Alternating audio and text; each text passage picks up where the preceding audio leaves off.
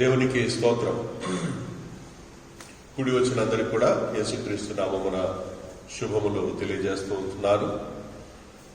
మరి యొక్క పునరుత్థాన దినములో ఈ రీతిగా అందరితో కలిసి దేవుణ్ణి మహిమపరచడానికి ఆయన ఇచ్చిన ఈ గొప్ప తరుణాన్ని బట్టి దేవునికి వందనాలు, స్తోత్రములు చెల్లిస్తూ ఉంటున్నాం. అందరూ క్షేమంగా ఉన్నారని ఆశిస్తున్నాను. దేవుడు ఇచ్చిన ఆరోగ్యాన్ని బట్టి దేవునికి స్తోత్రములు. ఇంకొక వారం మన జీవితాల్లో దేవుడు అనుగ్రహించాడు. ఆయన కృప కుమరింపజేసి మనలందరినీ సంరక్షించి ఈ రీతిగా మనము ఆయన ఆరాధించడానికి దేవుడు చూపిన కృపను బట్టి మరొకసారి దేవునికి స్తుతులు, స్తోత్రములు, వందనాలు చెల్లిస్తూ ఉంటున్నారు. ప్రియమైన వారలారా, ప్రపంచం మొత్తము ఈ కరోనా వైరస్ ప్రభావంతో, లాక్డౌన్తో సతమతమవుతున్న రోజులు. రాబో దినాలు ఎలాగుంటాయో ఏమో మనకైతే తెలియదు. కానీ దేవుని బిడ్డలుగా, క్రైస్తవులుగా, మంచి పౌరులుగా మన బాధ్యతలను మనము నిర్వర్తిస్తూ ప్రభుత్వము ఇచ్చిన నియమాల్ని పాటిస్తూ మన ఆరోగ్యము కాపాడుకోవడం మాత్రమే కాకుండా మన కుటుంబ శ్రేయస్సు, మన సమాజ శ్రేయస్సు గురించి ఆలోచిస్తూ ప్రార్థనలో గడుపుతూ మరి ఈ లాక్డౌన్ సమయంలో మీ ఇంటిలో, మీ గృహాలలో క్షేమంగా ఉండి దేవుణ్ణి మహిమపరచాలని కోరుతూ ఉంటున్నాను. ఇబ్బందికరమైన విషయమే, కష్టమే. కానీ కొన్ని సమయాలలో తప్పదు. కాబట్టి మనము అన్ని నియమాల్ని పాటించాలని, ఆరోగ్యవంతమైన ఆహారం తీసుకుంటూ మీలో ఇమ్యూనిటీని పెంచుకుంటూ, ఎందుకంటే ఇంతవరకు దానికి ఎలాంటి వ్యాక్సిన్ కనుక్కోలేదు. కాబట్టి మన ఆరోగ్యాన్ని మనమే కాపాడుకోవాలి. మనలో ఇమ్యూనిటీ ఉంటే మాత్రమే మనము ఆరోగ్యంగా ఉంటాము,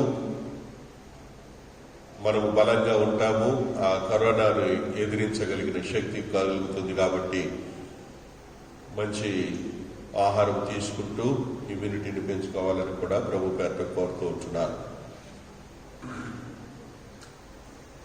మనము వాక్యమును ధ్యానించడానికి ముందుగా చిన్న ప్రార్థన చేసుకుందాము.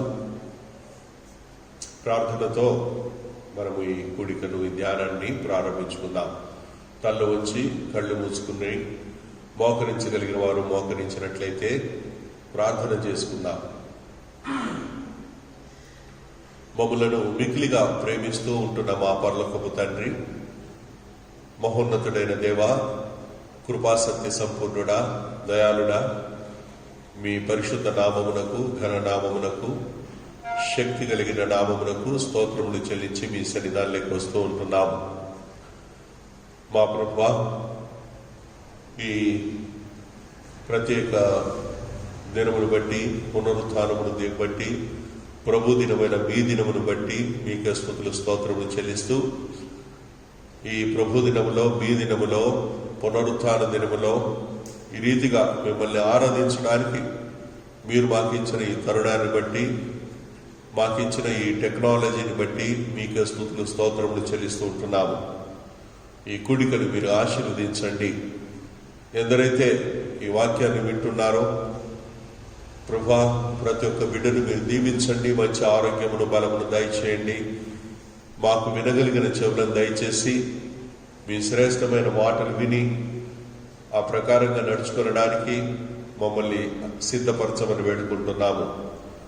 అలాగే బలహీనుణ్ణి, ఎందుకు పనికిరాని నన్ను కూడా ప్రభువా మీ సిలువ చాటున మరుగుపరిచి శ్రేష్టమైన మీ మాటలు వినిపించడానికి నన్ను బలపరిచి వాడుకోమని వేడుకుంటూ, విద్యుత్ శక్తి వల్లనో వాతావరణ పరిస్థితుల వల్లనో ఇతర ఏ ఆటంకాలు కానీ ఇబ్బందులు కానీ కలగకుండా ఈ కూడికంతటిని ప్రభా మీ నామ మహిమార్థమై మా ఆత్మీయ జీవితానికి దీవెనకరంగా అనుగ్రహించమని యేసుక్రీస్తు అతి పరిశుద్ధ నామమును అడుగుతూ ఉంటున్నాము తండ్రి. ఆమేన్. ఈ సమయంలో లూకా సువార్త 24వ వచనము 32వ వచనాన్ని చదువుకుందాం. 24వ అధ్యాయము లూకా సువార్త 24వ అధ్యాయము 32వ వచనం. Gospel according to Dr. Luke, 24th chapter, verse 32. అప్పుడు వారు ఆయన త్రోవలో మనతో మాట్లాడుచు లేఖనములను మనకు బోధించుచున్నప్పుడు మన హృదయము మనలో మండుచుండలేదా అని ఒకరితో ఒకరు చెప్పుకొనిరి. దేవుడి మాటలు మన వినికిడిలో ఆశీర్వదించుగాక. ఆమేన్. మండుచున్న హృదయాలు, మండుచున్న పొద. నిర్గమకాండము 3వ అధ్యాయము మొదటి 4 వచనాలలో మండే పొద గురించిన సంఘటన రాసి ఉన్నారు. ఈ మండే పొద అన్నది ఏదో ఒక అద్భుతాన్ని గురించి రాశారన్నట్లుగాను, మనము చూసి ఆనందించడానికి అది రాయబడిందనో కాదు, కానీ అందులో ఉంటున్న విషయాలను మనము ధ్యానించుకుని ఆత్మీయంగా బలపడాల్సిన అవసరం ఎంతైనా ఉంది.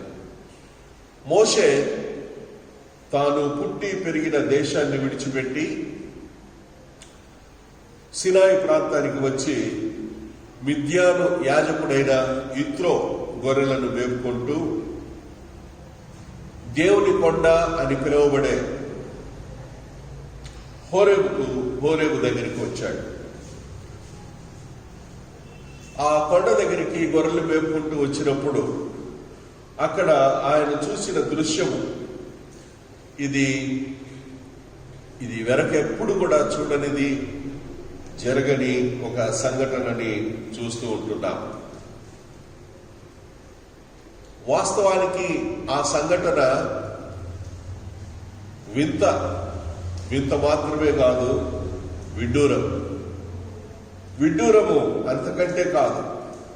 ప్రేమ దేవుని బిడ్డలారా, దేవుడు ఆ పొదను సృష్టించాడు. దాన్ని కాలిపోకుండా చేయగలవాడు కూడా ఆయనే అద్భుతకారుడు. ఆయన అద్భుతాలు చేసే దేవుడు. ఇది విడ్డూరం కాదు, ఒక అద్భుతం. దేవుడు అద్భుతాలు చేసేవాడు. యేసు ప్రభువారు కూడా మార్కు సువార్త 12వ అధ్యాయములో ఈ మండే పొద విషయాన్ని ప్రస్తావించి ఉంటున్నారు. ఈ మండే పొద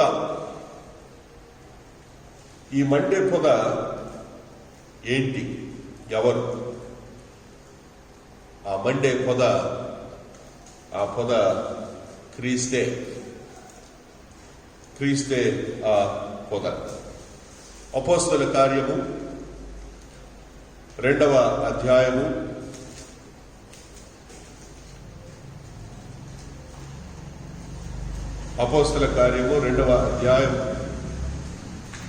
24వ వచనాన్ని నేను చదువుతూ ఉంటున్నాను. మరణము ఆయనను బంధించి ఉంచుట అసాధ్యము కనుక దేవుడు మరణ వేదనను తొలగించి ఆయనను లేపెను. మరణము ఆయనను బంధించి ఉంచడము అసాధ్యము. ఏ రీతిగానైతే ఆ పొద అగ్నిలో కాల్చబడలేదో, అలాగే క్రీస్తు ప్రభువారికి కలిగిన ఆ శ్రమలు, ఇబ్బందులు, బాధలు ఆయనను కన్జ్యూమ్ చేయలేదు, ఆయనను నశింపు చేయలేదు, ఆయనను బంధించి ఉంచలేదు. అపోస్తులైన పేతురు యేసు ప్రభువు గురించిన సువార్తను ప్రకటిస్తూ ఈ మాటలు ఆయన బోధిస్తూ ఉంటున్నాడు. యేసుక్రీస్తు ప్రభువారే ఆ పొదకు నిదర్శనంగా ఉన్నారు. కల్వరి శిలువలో ఆయన పొందిన శారీరక, మానసిక, ఆధ్యాత్మిక హింసలు ఆయనను దహించలేకపోయాయి. సాతాను పన్నిన పన్నాగాలు అన్నిటినీ క్రీస్తు ఛేదించుకొని మరణాన్ని జయించి మృత్యుంజయునిగా 3వ దినాన ఆయన లేచి సజీవుడిగా అనేకులకు కనిపించాడు. కల్వరిలో శిలువలో వేలాడుతుంటున్న ఆయనను చూచిన వారందరూ,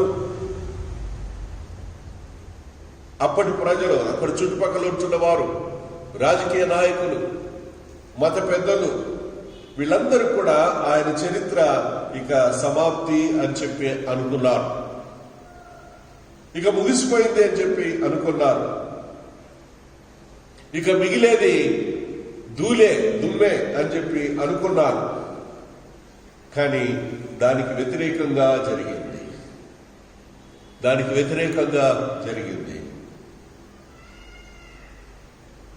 మందుతూ ఉన్నట్లు కనిపిస్తూ కాలిపోని రక్షకుడు, బంగారము అగ్నిలో వేయబడి శుద్ధీకరించబడినట్లుగా అగ్నికి ఆహుతి కాకుండా ఇంకా ప్రకాశిస్తూనే ఉంటున్నాడు. ఒకసారి నాతో పేతురు రాసిన మొదటి పత్రికను చూడాలని కోరుతూ ఉంటున్నారు. పేతురు రాసిన మొదటి పత్రిక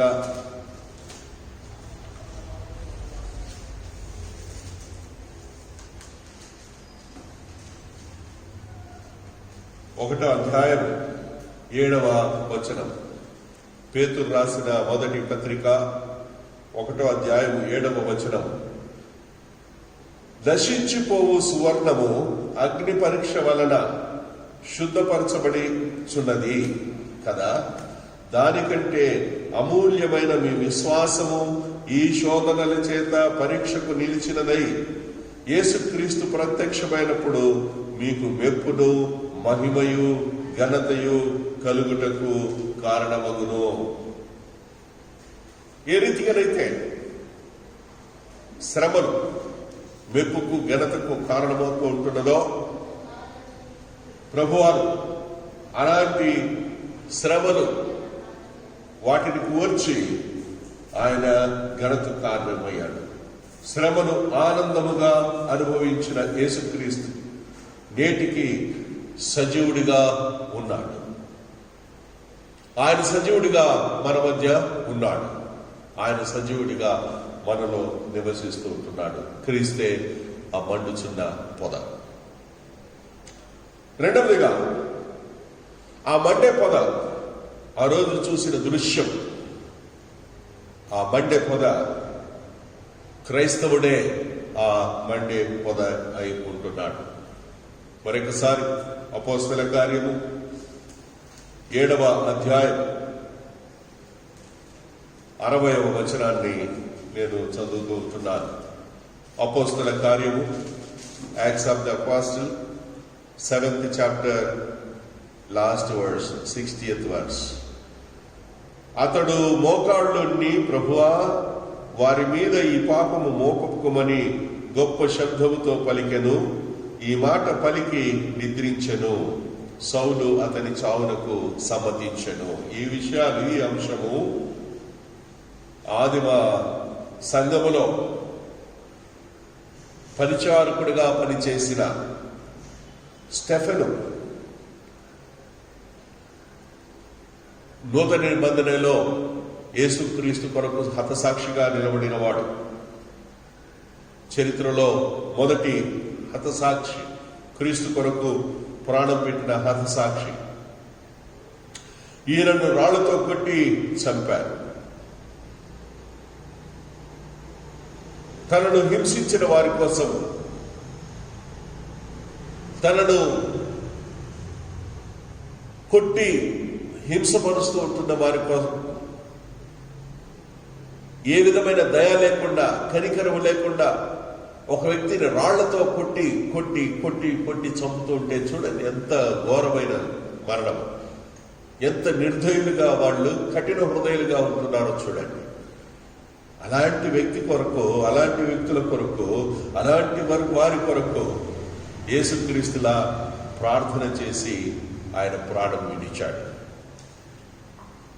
తండ్రి, వీళ్ళేం చేస్తున్నారు వీళ్ళకి తెలియదు. ప్రభా, వీళ్ళేం చేస్తున్నారు వీళ్లకు తెలియదు, వీళ్ళని క్షమించు. ప్రార్థించి ప్రాణము విడిచాడు. ప్రియమైన క్రైస్తవ విశ్వాసి, ఈ క్రైస్తవ విశ్వాసి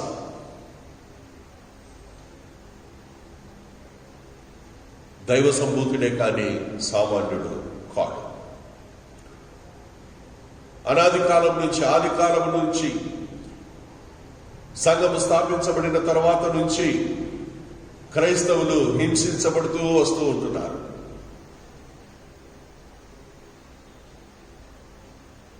ఇప్పటి వరకు అనేక మంది క్రైస్తవులు, క్రైస్తవ నాయకులు, క్రైస్తవ సేవకులు, సువార్థికులు ఎన్నో హింసలకు గురి అవుతూ ఉంటున్నారు, కాల్చబడుతూ ఉంటున్నారు, కొట్టబడుతూ ఉంటున్నారు. ప్రేమ దేవుని బిడ్డలారా, వారు మృతి పొందినా మన హృదయాలలో వాళ్ళు జీవిస్తూ ఉంటున్నాడు. కాబట్టి క్రైస్తవుడు ప్రజలు చూసి ఆనందించే మంచు పొద కాకూడదు.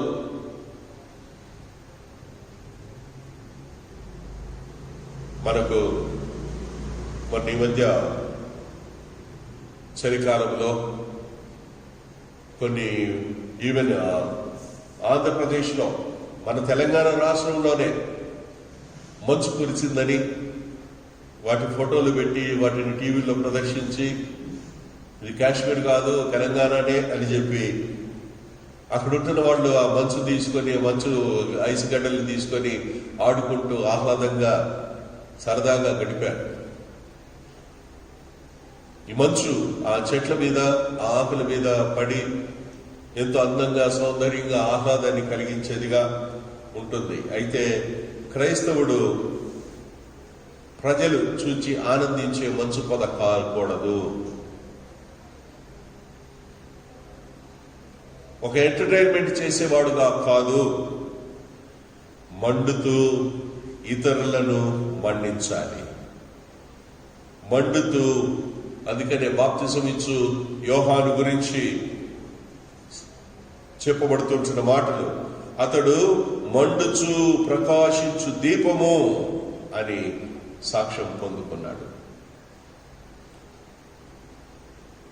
ప్రేమ దేవుని బిడ్డలారా, నీరో చక్రవర్తి లాంటి వారు ఎందరో క్రైస్తవులను రక్తము కారుతుండగా, రక్తము కారునంతగా వాళ్ళని హింసించి చంపారు. నీరో చక్రవర్తి అయితే వాళ్ళని స్తంభాలకు కట్టి, వాళ్ళని తగులుబెట్టి, ఆ వెలుగులో తను కల్చరల్ ప్రోగ్రామ్స్ జరిపించుకున్నాడంట చరిత్ర చెబుతోంది. క్రైస్తవులు అలాంటి హింసను పొందుకున్నారు. అయినా వారు క్రైస్తవుడు నశించకపోలేదు. ఇతరులను వారి యొక్క వారు మండుతూ ఉంటుండగా ఇతరులలో ఉజ్జీవము కలిగింది. అనేక హృదయాలు వెలిగించబడ్డాయి, అనేక హృదయాలు మంటతో రగులుకుంది. కాబట్టి ఆ మండే పొద క్రీస్తు, ఆ మండే పొద క్రైస్తవుడై ఉంటున్నాడు.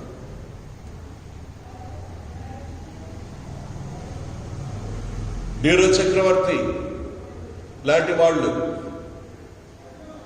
దాని తర్వాత నీరో చక్రవర్తి కంటే ముందు ఉంటున్న వారు, చరిత్ర ప్రారంభం నుంచి నీరో చక్రవర్తి, డొమినేషియన్, డయోక్లేషియన్, ఇతర ఇలాంటి వాళ్ళందరూ కూడా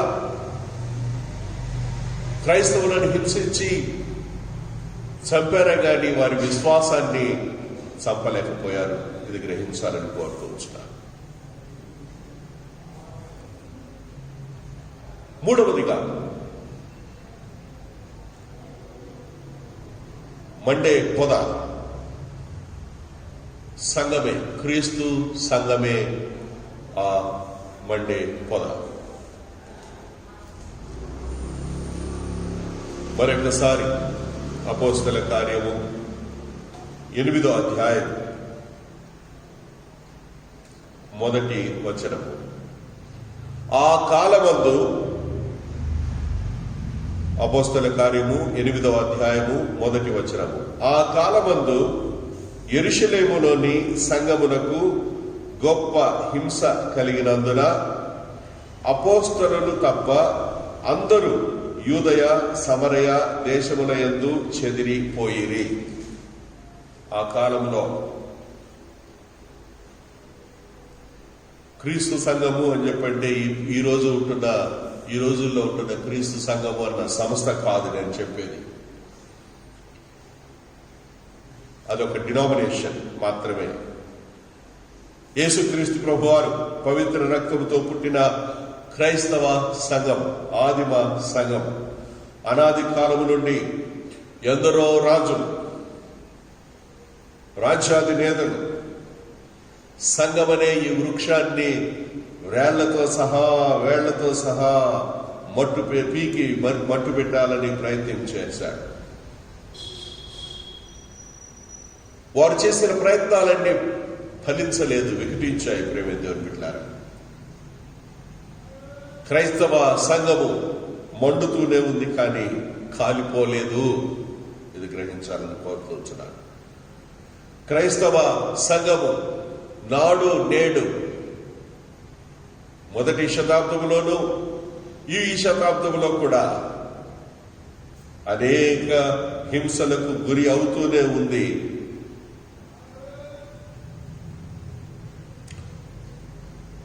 ఐగుప్తు రాజు, అతని అధిపతులు ఇశ్రాయేలీయులను హింసించారు. కానీ దాని ఫలితం ఏంటో తెలుసా? వాళ్ళని హింసించారు, వాళ్ళను నాశనం చేయాలనుకున్నారు. కానీ ఒక్కసారి నిర్గమకాండము 1వ అధ్యాయం 12వ వచనాన్ని చదువుదాం. నిర్గమకాండము 1వ అధ్యాయము 12వ వచనము. రాజు ఐగుప్తు దేశంలో ఉన్న ఫరో ఇశ్రాయేలీయులను మొత్తము మట్టు పెట్టాలి అనుకున్నారు.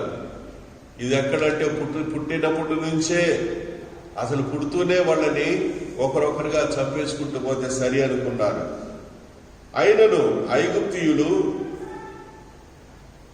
వారిని శ్రమ పెట్టిన కొలది వారు విస్తరించి ప్రబలిని కనుక వారు ఇశ్రాయేలీయుల ఎడల అసహ్యపడిరి. వాళ్ళను శ్రమ పెట్టిన కొద్దీ వాళ్ళు విస్తరించారంట. శ్రమ పెట్టిన కొద్దీ విస్తరించారు. శ్రమ పెట్టిన కొద్దీ విస్తరించారు. ఈరోజు జరుగుతున్నది సంఘము శ్రమల పాలవుతుంటున్నది, కానీ విస్తరిస్తూ ఉంటున్నది. శ్రమల గుండా నిఖార్సైన క్రైస్తవుడు పుట్టాలి. శ్రమల గుండా నిఖార్సైన ఎంతో విలువ కలిగిన సంఘము పుడుతుంది. యెరూషలేములో గొప్ప హింస ప్రారంభమైంది. అపోస్తలులు తప్ప అందరూ కూడా చెదిరిపోయారు. సౌలైతే సంఘాలను పాడు చేస్తూనే ఉన్నాడు. అయినా సంఘము విస్తరించింది. ప్రేమైన దేవుని బిడ్డలారా, సౌలు లాంటి సిలువ శత్రువులు సిలువకు సాక్షులుగా మారిపోయారు. స్మరణ అంటే చేదు. ఈ సంఘకాలము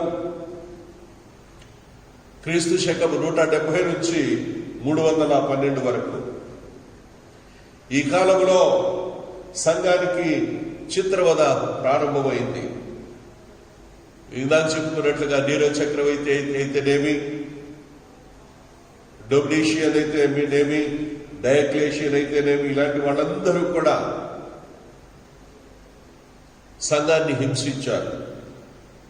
సంఘానికి కలిగిన 10 మహాశ్రమలకు ఈ డయక్లేషియన్ పరిపాలనలోని 10 సంవత్సరాలు దినానికి 1 సంవత్సరం వలె ఉండిందని అంటారు. ఆ రోజులలో శ్రమ కలిగినప్పుడు సంఘము చెదిరిపోయింది. గుడులు, దేవుని మందిరాలు లేవు. ఎవరైనా చర్చికి వెళ్తే శ్రమ. క్రైస్తవుడు అన్నవాడు చర్చికి వెళ్ళాలంటే, ఆరాధించాలంటే మందిరాలలో ఆరాధన లేదు.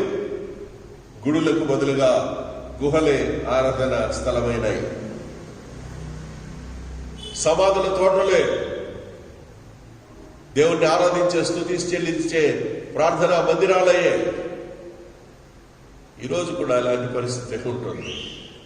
ఆలయాలు లేవు, గుడి లేవు. అయితే ప్రతి ఒక్క ఇల్లు ఒక ఆరాధన స్థలముగా, ప్రతి ఒక్క ఇల్లు ఒక గుడిగా, ప్రతి ఒక్క ఇల్లు దేవుణ్ణి మహిమపరిచే స్థలముగా మారిపోయింది. స్వర్ణ సంఘము కాల్చబడింది, కానీ నాశనము చేయబడలేదు. నేటికి కూడా ఈ సంఘము సజీవంగానే ఉంది. ప్రేమించని బిడ్డలారా, సంఘం శ్రమ కలిగినప్పుడు నీవు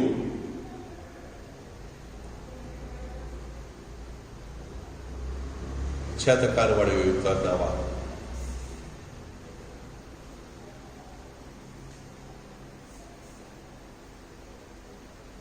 ఒక్కసారి మనల్ని మనం పరీక్ష చేసుకుందాం. ఈరోజు దేవుని మందిరం లేదు, ప్రార్థన లేదు, ఆరాధన లేదు అని ఇంట్లో కూర్చొని చప్పబడుతూ ఉంటున్నావా? చల్లబడిపోతూ ఉంటున్నావా? మళ్ళొక్కసారి ఎమ్మాయి మార్గం వాళ్ళ మాటలు నేను గుర్తు చేస్తూ ఉంటున్నాను. ఆయన త్రోవలో మనతో మాట్లాడుచు లేఖనములను మనకు బోధించుచున్నప్పుడు మన హృదయము మనలో మండుచుండలేదా? మన హృదయము మనలో మండుచుండలేదా అని చెప్పి అన్నారు.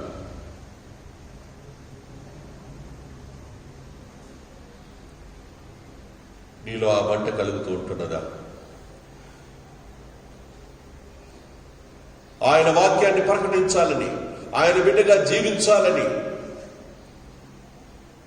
ఆ మంట నీలో రగలాలి.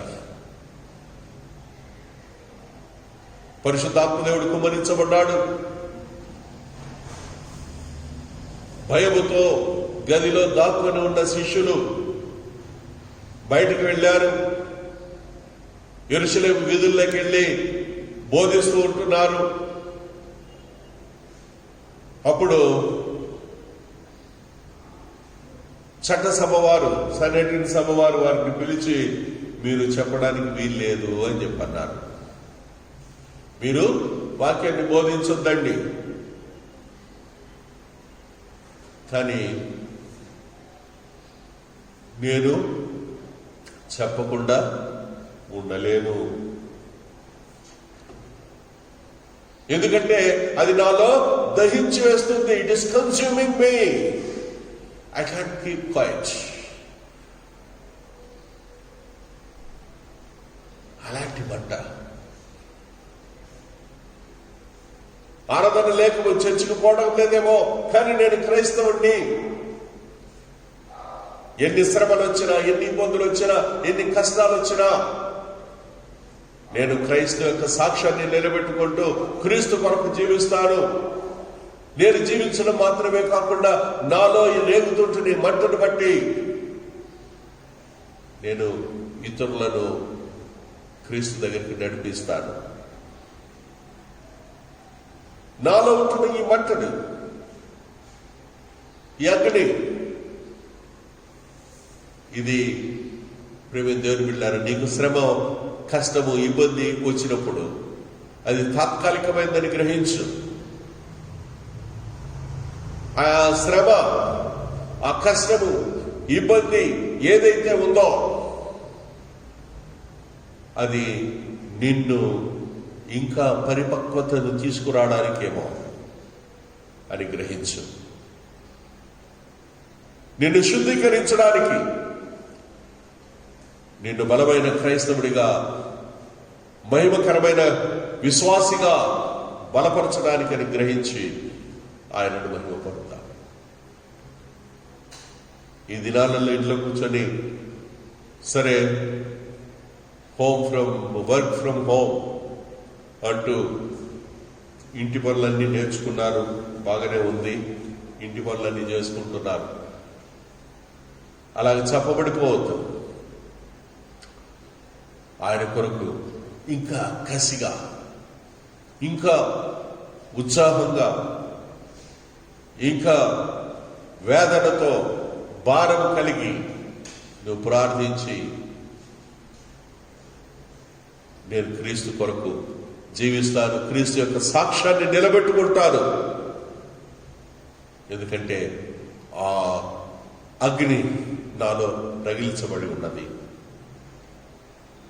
ఈ అగ్ని నన్ను దహించే అగ్ని కాదు, నన్ను నాశనం చేసే అగ్ని కాదు, నన్ను బలపరిచి నా విశ్వాసాన్ని ఇంకా పరీక్షలో నెగ్గడానికి తీసుకుని వచ్చే అగ్నిని గ్రహించు. ఎందుకంటే పౌలు భక్తుడు చెబుతుంటున్న మాటలు, ఆ దినమున వారి వారి పనులు అగ్ని చేత పరీక్షించబడతాయి. ఆ అగ్ని చేత పరీక్షించబడుతూ ఉంచినప్పుడు నువ్వు కొయ్యకాలు, కర్ర, గడ్డితో నీ పనిని చేసినట్లయితే, కొయ్యకాలు, కర్ర, గడ్డితో నీ విశ్వాస గృహాన్ని నువ్వు కట్టినట్లయితే, అగ్నితో పరీక్ష చేసినప్పుడు, అగ్ని గుండా వెళ్ళినప్పుడు కొయ్యకాలు, కర్ర, గడ్డి ఏమవుతాయో మీకు తెలుసు. ఏమవుతుందండి? బుస్ కదా. మొన్ననే వార్తల్లో చూశాము, పంటలు బాగా పండాయి అని చెప్పి ఒకతను గడ్డి తీసుకుని వెళ్తున్నాడంట ట్రక్కులో, లారీలో.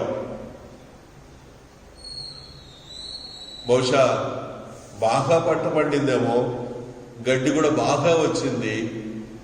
బాగా వచ్చిన గడ్డిని బాగా లారీలో లోడ్ చేశాడు.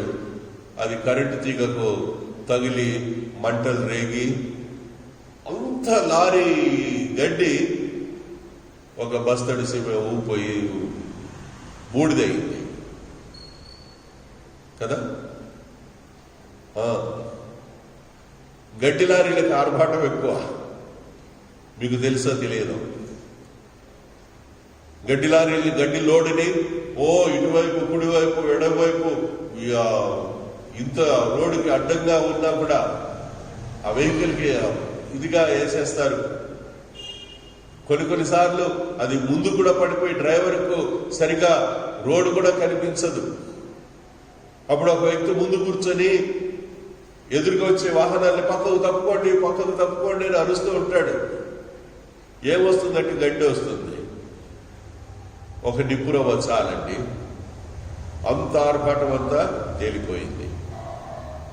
అందుకనే ఆ రోజు నీ పనిని అగ్ని వల్ల తేలుస్తుంది. నువ్వు కొయ్యకాలు, కర్ర, గడ్డితో నీ పనిని నువ్వు చేసినట్లయితే అగ్నిలో మిగిలేది నీకు బూడిదే. అదే నీ పనిని నీవు బంగారము, వెండి, ఇలాంటి వెలగలిగిన వాటితో నువ్వు చేసినట్లయితే అగ్నిలో తేల్చబడుతుంది. అది బంగారము, వెండి లాంటి వెలగలిగినవై అగ్నిలో పుటము వేయబడినప్పుడు ఇంకా మెరుగైనదే బయటకు వస్తుంది, కానీ నశించిపోదు. జ్ఞాపకం ఉంచుకోవాలని కోరుతూ ఉంటున్నాను. కాబట్టి ఈరోజు నీ విశ్వాసం ఇంకా ఈ శ్రమల గుండా, ఈ కష్టాల సమయంలో నీ విశ్వాసం నిఖార్సైన విశ్వాసంగా, మేలిమి బంగారం లాంటి విశ్వాసంగా బయటికి రావాలని ప్రభు కోరుతూ ఉంటున్నాడు. ఈ యొక్క లాక్డౌన్ పీరియడ్ ఏదైతే ఉన్నదో, ఈ శ్రమకాలం, ఈ కష్టకాలము, ఇబ్బంది కలిగించే ఈ దినాలు విశ్వాసిగా, క్రైస్తవుడిగా, క్రైస్తవ సంఘముగా నిన్ను మన్నికైన క్రైస్తవుడిగా, మండే హృదయం కలిగిన క్రైస్తవుడిగా మనసాలను చూస్తూ ఉంటుండగా, నువ్వు లేఖనాలు ధ్యానిస్తూ ఉంటున్నప్పుడు నీ హృదయము మండే మంటలను నువ్వు ఇతరులతో పంచుకొని ఇతరులను క్రీస్తు దగ్గరికి నడిపించే వాడిగా ఉండాలని ప్రభు కోరుతూ ఉంటున్నాడు. అందుకనే ఈ మండే పొగ, ఇది సరదాగా చెప్పుకునే కథ కాదు. ఈ మండే పొగ దేవుని యొక్క అద్భుత కరుణ యొక్క అద్భుతాలు నిన్ను అద్భుతంగా వాడుకోవాలని చూస్తుంటున్నాడు. కాబట్టి ఆయన మాటలు నీలో మంటలు రేపాలని ప్రభువుని పేరట కోరుకుంటూ, మీ గృహాలలో మీరుంటున్న మీరు క్రీస్తు కొరకు జీవించి ఆ అగ్నిని పూర్తిగా చల్లార్చకుండా, ఆ మంట రేగుతుంటున్న కొద్దీ, ఆశ రేగుతుంటున్న కొద్దీ ఇంకా ప్రార్థించి విశ్వాసంలో బలపడి అనేకులకు ఆరోగ్యకరమైన క్రైస్తవుడిగా, అనేకులను క్రీస్తు దగ్గరికి నడిపించే విశ్వాసిగా ముందుకు సాగాలని ప్రభు పేరు కోరుకుంటూ, దేవుడి కొద్ది మాటలు మన వినికిడిలో ఆశీర్వదించునుగాక. ఆమె తల్ల వచ్చినట్లయితే ప్రార్థన ఆశీర్వాదాలతో సెలవు తీసుకుందాం. మహోన్నతుడా, నీకే స్తోత్రములు. విత్తబడిన వాక్యాన్ని మా హృదయాలలో పగిలపరచండి. మా ప్రభువా, మేము ఆహ్లాదకరమైన మంచు పొదగా కాకుండా తండ్రి, మీరు మాలో వెలిగించిన జ్యోతిని, మీరు మాలో కలిగించిన మంటను, ఆశను మా ప్రభువా చివరి వరకు దాన్ని కొనసాగిస్తూ మేము ప్రభువా మంచి విశ్వాసులుగా మాత్రమే కాకుండా నీ యొక్క రాజ్య సువార్తను ప్రకటించేవారిగాను, విస్తరింపజేసేవారిగాను ఉండలాగున సహాయం చేయమని వేడుకుంటున్నాము. శారీరకంగా మాకు కలిగే శ్రమలు, ఆత్మీయంగా మానసికంగా మాకు కలిగే శ్రమలు మమ్మల్ని నశింప చేయవని, వీటి గుండా వెళ్ళినప్పుడు మేము ప్రభువా మన్నికైన క్రైస్తవుడిగా ఉంటామన్న ఈ శ్రమను బట్టి మేము దిగులు పడకుండా, దీని గురించి తప్పించుకోవడం అనేది కాకుండా, వీటి గుండా వెళ్ళి ఒక మంచి క్రైస్తవుడిగా మీరు వచ్చేటప్పుడు ప్రభువా తండ్రి, మేము జయోత్సవంతో మిమ్మల్ని ఎదుర్కొనడానికి మమ్మల్ని అందరినీ సిద్ధపరచమని, విత్తబడిన వాక్యాన్ని మా హృదయాలలో పదిలపరచమని, మీరే మహిమ పొందమని, అనారోగ్య బలహీనతతో ఉంటున్న బిడ్డల్ని మేము జ్ఞాపకం చేసుకుంటున్నాము. మా ప్రభువా, మీ గాయపడిన హస్తముతో ముట్టమని వేడుకుంటున్నాము. స్వామి, మీరు స్వస్థపరిచే యెహోవా అంటున్నారు. ప్రభువా, స్వస్థపరచండి. క్యాన్సర్ హాస్పిటల్లో ఉంటున్న బిడ్డల్ని మేము జ్ఞాపకం చేసుకుంటున్నాము. నాయనా, మీ గాయపడిన హస్తముతో సహోదరుడిని ముట్టి పరిపూర్ణమైన స్వస్థతను దయచేయమని వేడుకుంటున్నాము. ఆరోగ్యం ఇవ్వండి, నెమ్మదిని దయచేయండి. మెండని మీ కృప కుమ్మరింపచేయమని వేడుకుంటూ, మమ్మల్ని అందరినీ మీ కృపలో జ్ఞాపకం చేసుకోమని, ఈ దినాశీర్వాదంతో దీవించమని, ఘనత మహిమ ప్రభావాన్ని మీకు ఆపాదిస్తూ యేసుక్రీస్తు అతి పరిశుద్ధ నామమున అడుగుతుంటున్నాము తండ్రి, ఆమేన్. మన తండ్రి అయిన దేవుని ప్రేమ, కుమారుడు రక్షకుడు మన ప్రభువైన యేసుక్రీస్తు వారి కృప, పరిశుద్ధాత్మ దేవుని కన్యన సహవాసము, సన్నిధాన ప్రసన్నత కూడి ఉంటున్న మన సకల భక్తులకు సదాకాలము తోడైండి కాపాడి సంరక్షించునుగాక. Amen, amen. Praise the Lord. God bless you.